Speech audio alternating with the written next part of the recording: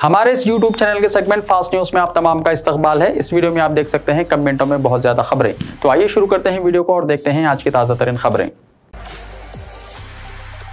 कोरटला में झोपड़ियों को बर्खास्त करने रेवेन्यू और पुलिस की कार्रवाई के खिलाफ खवातीन का शदीद एहतजाज। तेलंगाना के जगत्याल जिले के कोरटला में आज उस वक्त शदीद कशीदगी पैदा हो गई जब महकमे रेवेन्यू के ओहदेदारों ने पुलिस की मदद से संगम रोड पर सरकारी जमीन में गरीबों की झोपड़ियों को बर्खास्त कर दिया, लेकिन वहां झोपड़ियां डालकर रहने वाली खवातीन उस जगह को उनके लिए मुख्तस करने का मुतालबा करते हुए शदीद एहतजाज किया। सीपीएम की क़यादत में खवातीन 46 दिनों से झोपड़ियां लगाकर एहतजाज कर रही हैं। आज सुबह पुलिस की मदद से रेवेन्यू अमले ने जेसीबी से सीपीएम के झंडे और झोपड़ियों को हटा दिया। झोपड़ियों को हटाने के खिलाफ खवातीन ने सीपीएम की क़यादत में आरडीओ ऑफिस जाकर एहतजाज किया।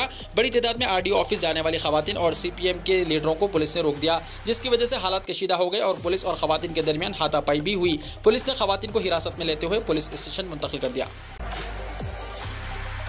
तेलंगाना में भी कांग्रेस इख्तिदार में आएगी। तेलंगाना के साबिक़ा वज़ीर और कांग्रेस पार्टी के सीनियर लीडर मोहम्मद अली शब्बीर ने कर्नाटका के बिदर शहर में सहाफ़ियों से बात करते हुए कहा कि रियासत कर्नाटका में कांग्रेस पार्टी की जानिब से शानदार कामयाबी इस बात की जानिब खुला इशारा है कि लोग अब जात पात और झूठे वादों से बेजार हो चुके हैं। मुल्क के अवाम ने भारतीय जनता पार्टी की रियासती और मरकजी हुकूमतों और उनकी जानिब से किए जाने वाले कामों को अच्छी तरह भांप लिया है। क्या रियासत कर्नाटका की तरह तेलंगाना रियासत में भी कांग्रेस दोबारा इख्तिदार में आएगी? इस सवाल के जवाब में मोहम्मद अली शब्बीर ने कहा कि यकीनन रियासत तेलंगाना में कांग्रेस पार्टी दोबारा इख्तिदार में आएगी। सिर्फ तेलंगाना में ही नहीं बल्कि पूरे मुल्क में कांग्रेस पार्टी का दोबारा परचम लहराएगा।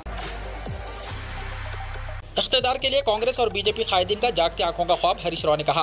वज़ीर फाइनेंस हरीश राव ने कहा कि कांग्रेस और बीजेपी कायदीन तेलंगाना में इख्तिदार के लिए जागती आंखों से ख्वाब देख रहे हैं। कामारेड्डी जिले में बीआरएस कारकुनों के इजलास से खिताब करते हुए हरीश राव ने कहा कि रेवंत रेड्डी के जलसों में किराए के लोगों को मुंतकिल किया जा रहा है। कांग्रेस के पास 40 असेंबली हल्काजात के लिए भी उम्मीदवार दस्तियाब नहीं है। अपोजिशन जमातें गुमराहकुन प्रोपेगेंडा और इल्जाम तराशी के जरिए आवाम को गुमराह करना चाहती हैं। कांग्रेस और तेलुगु देशम दौरे हुकूमत में पानी के हुसूल के लिए आवाम में लड़ाइयाँ आम थी। बीजेपी ज़ेर इख्तिदार रियासतों में जहाँ डबल इंजन सरकार है वहाँ पानी का बहरान बरकरार है। तेलंगाना में बीआरएस हुकूमत ने पानी और बरखी के बहरान को हल कर लिया है। हरीश राव ने कहा कि अपोजिशन जमातें आफात समावी से ज्यादा नुकसानदेह हैं। कांग्रेस का इख्तिदार आने पर गरीबों को पेंशन और किसानों के लिए रईतु बंधु स्कीम खत्म हो जाएगी। केसीआर की मुश्किलात में इजाफा, 3 महीने तवील इंतखाबी मुहिम की तैयारियां। चीफ मिनिस्टर के चंद्रशेखर राव ने असेंबली इंतखाबात की तैयारियों का आगाज करते हुए बड़े पैमाने पर अजला के दौरान के जरिए अवामी राब्ते की मुहिम शुरू करने का फैसला किया है। बावसूख ज़राए के मुताबिक चीफ मिनिस्टर ने इंतखाबी हिकमत अमली के माहिरीन से मुशावरत के बाद जुलाई में अवामी राब्ता मुहिम का फैसला किया, जो इलेक्शन के एलामिया की इजराई तक जारी रहेगी। जुलाई से तकरीबन 120 दिन तक चीफ मिनिस्टर अवामी राब्ते के तहत 100 से ज़ायद असेंबली हल्काजात का अहाता करेंगे। गुज़िश्ता दिनों में चीफ मिनिस्टर ने मुल्क के बाद नामवर इंतखाबी माहिरीन से मुशावरत की है। प्रशांत किशोर की खिदमात से दस्तबरदारी के बाद केसीआर ने दिल्ली के बाद इदारों की खिदमत को बीआरएस की इंतखाबी हिकमत अमली के लिए हासिल किया था। बताया जाता है कि चीफ मिनिस्टर ने तेलंगाना में कांग्रेस और बीजेपी से सख्त इम्कानी मुकाबले के पेश नज़र सिर्फ असेंबली इलेक्शन तक अपनी सरगर्मियों को महदूद करने का फैसला किया है। वो अवामी राब्ता मुहिम के तहत रैलियों और आम जलसों से खिताब करेंगे और मुख्तलिफ तरक्याती और फलाही स्कीमात का आगाज होगा। चीफ मिनिस्टर को उम्मीद है कि इलेक्शन कमीशन अक्टूबर के अवाखिर में इंतखाबी एलामिया जारी कर देगा, लिहाजा जुलाई से अक्टूबर तक चीफ मिनिस्टर अमलन इंतखाबी मुहिम चलाएंगे। ज़राए के मुताबिक इंटेलिजेंस और दीगर एजेंसियों के जरिए जो सर्वे रिपोर्ट हासिल हुई है उसने चीफ मिनिस्टर को उलझन में मुब्तला कर दिया है। बताया जाता है कि केसीआर जो 70 से 80 सीटों पर कामयाबी के बारे में पुरुम्मीद थे, सर्वे में मौजूदा 40 असेंबली हल्काजात में शिकस्त के इम्कान जाहिर किए गए। बीआरएस अरकान असेंबली की तादाद 105 है और जिन 40 हल्कों में शिकस्त का अंदेशा जाहिर किया गया है इनमें कई रियासती वज़रा और सीनियर अरकान असेंबली के हल्काजात शामिल हैं। सर्वे रिपोर्ट ने चीफ मिनिस्टर को मजबूर कर दिया है कि वो जुलाई से अपनी इंतखाबी मुहिम का आगाज कर दें। करीमनगर में 31 मई को जॉब मिला। जिले एम्प्लॉयमेंट ऑफिसर के देवेंद्र राव के मुताबिक चहारशंबा 31 मई को सुबह 10 बजे से दोपहर 2 बजे तक एम्प्लॉयमेंट ऑफिस करीमनगर में प्राइवेट शोबे में मुलाजिमत की फराहमी के लिए जॉब मेले का इनेकाद किया जा रहा है।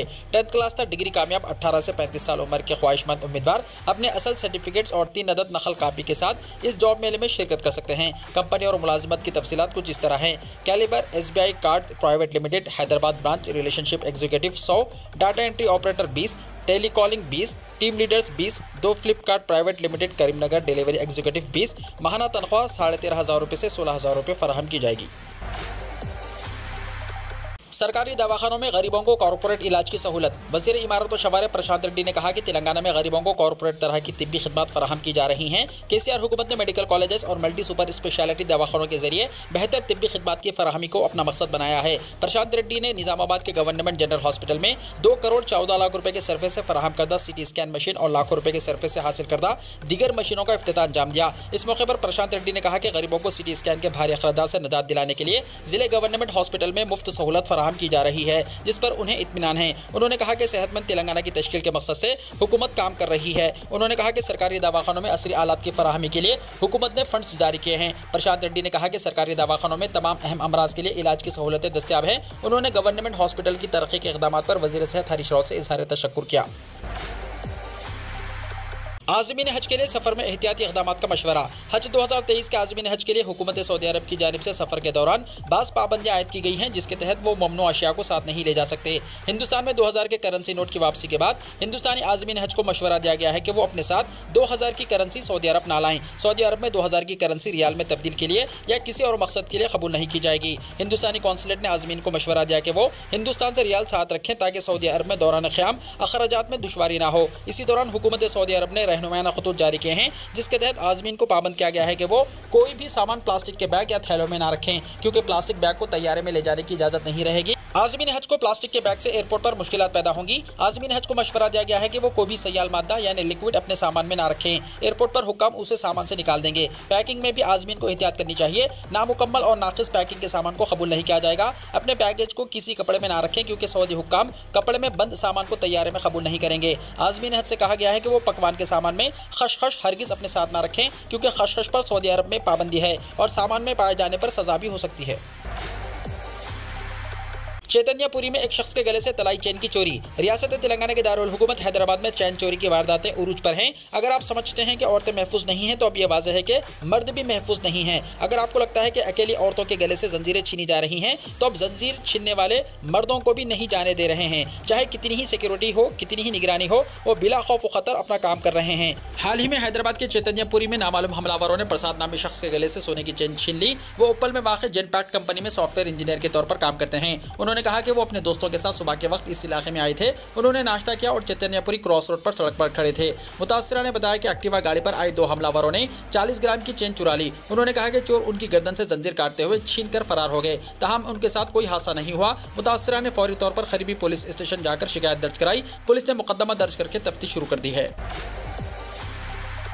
तेलंगाना यौम तासीस, गवर्नर को मदऊ किए जाने पर तजस्सुस। यौम तासीस से तेलंगाना में गवर्नर को मदऊ ना किए जाने की सूरत में गवर्नर डॉक्टर टी सविंदरा राजन राजभवन में ही यौम तासीस से तेलंगाना तकारीब मुनक्किद करेंगी और परचम कुशाई अंजाम देंगी। हुकूमत के फैसले के मुताबिक चीफ मिनिस्टर के चंद्रशेखर राव सेक्रेटेरिएट में 2 जून को परचम कुशाई के जरिए 22 रोज़ा तासीस से तेलंगाना की 10 साला तकारीब का आगाज़ करेंगे। लेकिन इस तकरीब में गवर्नर डॉक्टर टी सविंदरा राजन को मदऊ करने या ना करने पर अब भी तजस्सुस बरकरार है।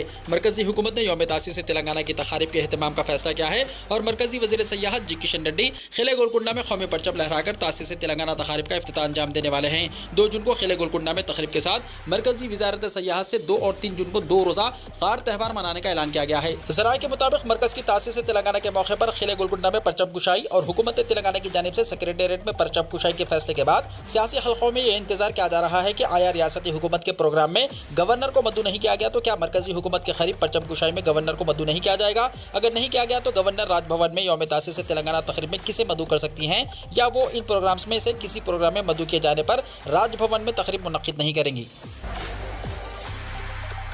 जगन का मकसद अमीर बनना, मेरा मकसद गरीब अमीर हो जाना है, चंद्रबाबू नायडू की तकरीर। साबिक़ा चीफ मिनिस्टर और सदर तेलुगुदेशम पार्टी एन चंद्रबाबू नायडू ने पार्टी कारकुनों से कहा कि चुनाव कभी भी हो सकते हैं, इसका सामना करने के लिए तैयार रहें और वाईएसआर कांग्रेस को शिकस्त दें। तेलुगुदेशम महानाडु से खिताब करते हुए चंद्रबाबू नायडू ने कहा कि जगन मोहन रेड्डी का एक ही मकसद है, अमीर बनना, जबकि उनका मकसद ये है कि गरीब अमीर बन जाएं और ये मकसद उस वक्त पूरा होगा जब तेलुगुदेशम कारकुन अगले इंतखाबात में तेलुगुदेशम को कामयाब बनाने में अपना अहम रोल अदा करें। कॉन्फ्रेंस में चंद्रबाबू नायडू को दोबारा तेलुगुदेशम पार्टी का बिला मुकाबला सदर मुंतखब कर लिया गया। वो गुज़िश्ता 28 साल से तेलुगुदेशम के सदर हैं।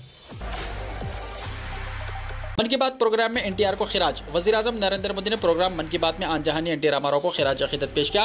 उन्होंने कहा कि एनटी रामाराव की शख्सियत अवाम के दिलो दिमाग में हमेशा जिंदा रहेगी। मन की बात के 101वें एपिसोड से खिताब करते हुए वज़ीर-ए-आज़म ने एनटीआर को उनकी सदी जयंती के मौके पर खिराज पेश किया। मोदी ने कहा कि सियासत के साथ साथ फिल्मी दुनिया में एनटीआर ने अपनी मुनफरिद शनाख्त बनाई है और दोनों शोबेजात पर उनके ना मिटने वाले नुखुश हैं। एनटी रामाराव ने कई किरदारों को अदा करते हुए उन्हें यादगार बना दिया। करोड़ों अफराद के दिलों में उन्होंने जगह बनाई। 300 से ज़्यादा फिल्मों में एनटीआर ने अदाकारी के जौहर दिखाए। राम और कृष्णा के किरदार में एनटीआर ने गैर मामूली रोल अदा किया, जिसे आज भी अवाम याद करते हैं। मध्य प्रदेश में जीतेंगे 150 सीटें, यहां कर्नाटक की जीत दोहराएंगे राहुल गांधी का दावा। कर्नाटक असेंबली इंतखाब में जीत के बाद अब आइंदा इलेक्शन की तैयारियों को लेकर कांग्रेस की मीटिंग हुई है। दिल्ली में कांग्रेस सदर मल्लिकार्जुन खड़गे और राहुल गांधी समेत कई सरकर्दा लीडरान ने मध्य प्रदेश से आए लीडरान से मुलाकात की। इस मीटिंग में मध्य प्रदेश के 2 साबिक वज़राए आला कमलनाथ और दिग्विजय सिंह भी मौजूद थे। राहुल गांधी ने मीटिंग के बाद कहा कि हमने अभी तफसील से बातचीत की है। हमारा दाखिली जायजा कहता है कि हमने जिस तरह कर्नाटक में 136 सीटों पर जीत हासिल की थी, इसी तरह हम मध्य प्रदेश में 150 से ज्यादा सीटों पर जीत हासिल करेंगे। काबिल जिक्र है कि मध्य प्रदेश में असेंबली की 230 सीटें हैं और रवां साल रियासत में असेंबली इलेक्शन होना है। बहरहाल मीटिंग के बाद मध्य प्रदेश के साबिक वज़ीर आला और कांग्रेस के सीनियर लीडर कमलनाथ ने कहा कि रियासत के इंतखाब में तकरीबन 4 महीने बचे हैं। मीटिंग में मध्य प्रदेश के मुस्तकबिल और रियासत के अहम इशूज़ पर तबादला ख्याल हुआ। हम आवाम के इशूज़ को ध्यान में रखकर इंतखाबी मैदान में उतरेंगे। आसाम के सवनीतपुर जिला में 4.4 शिद्दत का जलजला। आसाम के सवनीतपुर जिला में आज फिर सुबह 8:35 पर जलजले के झटके महसूस किए गए। रियासत के कई हिस्सों में जलजले के झटके महसूस किए गए। फिलहाल जानी या माली नुकसान की कोई इत्तला नहीं है। जलजला पैमाइश सेंटर के मुताबिक जलजले की शिद्दत रेक्टर स्केल पर 4.4 रिकॉर्ड की गई। इसका मरकज आसाम के सवनीतपुर जिला में 10 किलोमीटर जेर जमीन था। मोदी ने तुर्किया के सदर अर्दोगान को दोबारा मुंतखब किए जाने पर मुबारकबाद दी। वज़ीर आज़म नरेंद्र मोदी ने पीर को तुर्किया के सदर रजब तैयब अर्दोगान को दोबारा इलेक्शन जीतने पर मुबारकबाद दी और कहा कि उन्हें यकीन है कि 2 तरफा ताल्लुक और आलमी मसलों पर ताउन में इजाफा होता रहेगा। मिस्टर मोदी ने ट्वीट किया, तुर्किया के सदर के तौर पर दोबारा मुंतखब किए जाने पर RT अर्दोगान को मुबारकबाद। मुझे यकीन है कि आइंदा वक्त में आलमी मसाइल पर हमारे 2 तरफा ताल्लुकात में इजाफा होता रहेगा। उन्होंने कहा कि इंतखाब जीतने के बाद सदर अर्दोगान इलेक्शन जीतकर फिर से 5 साल के लिए इख्तिदार में आए हैं। अफसरों का कहना है कि उन्होंने इतवार को रन ऑफ में तकरीबन पूरी गिनती में 52.16% वोट हासिल किए। उन्होंने कहा कि अपनी जीत के साथ मिस्टर अर्दोगान अपने इख्तिदार को तीसरे दहाई तक तौसी कर दिया है। रजब तैयब अर्दोगान की सदारत इंतखाबात में जीत, मुसलसल 11वीं बार सदर मुंतखब। तुर्किया में सदारत इंतखाबात में रजब तैयब अर्दोगान ने एक बार फिर कामयाबी हासिल कर ली है। उन्होंने अपोजिशन रहनुमा कमाल कलजदारोगलू को शिकस्त देकर 11वीं बार सदारत इंतखाब जीता है। अर्दोगान ने इंतखाबात के दूसरे राउंड रन ऑफ में अक्सरियत हासिल कर ली है और कमाल कलजदारोगलू को शिकस्त का मुंह देखना पड़ा। इसके साथ ही अर्दोगान एक बार फिर वापस आ गए हैं। मीडिया रिपोर्ट्स के मुताबिक इस राउंड में अर्दोगान को 52% वोट मिले हैं, जबकि कलजदारोगलू को सिर्फ 48% वोट मिले। वीडियो को लाइक शेयर कीजिए और हमारे इस YouTube चैनल को सब्सक्राइब करते हुए इसके बेल आइकॉन को भी प्रेस कर लीजिए ताकि ऐसी ही ताज़ा तरीन खबरों का नोटिफिकेशन सबसे पहले आपको मिलता रहे।